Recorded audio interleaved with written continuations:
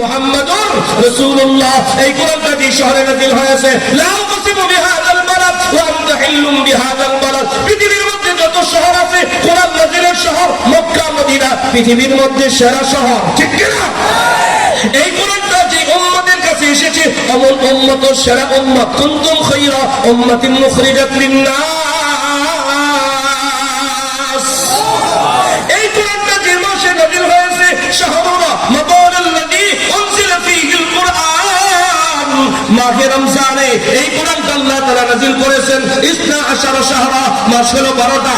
12 মাসের মধ্যে সেরা মাস বলেন, 12 মাসের মধ্যে সেরা মাস রমজান, ঠিক কি না?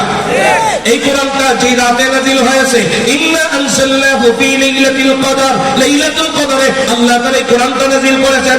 আল্লাহ নিজেই বলেন, লাইলাতুল কদরি খায়রুম মিন আলফি শাহর, হাজার মাসের চেয়েও সেরা। কোরআনটা যেখানে লাগে ওই জায়গার দাম বেড়ে যায়। খুতবার মধ্যে একটা হাদিস তেলাওয়াত করেছি, আল্লাহর পয়গম্বর বলেন, খায়রুকুম মান তাআল্লামাল কুরআনা ওয়া আল্লামা, যে কোরআন পড়ে সেও সেরা, যে কোরআন পড়ায় সেও সেরা, ঠিক কি না?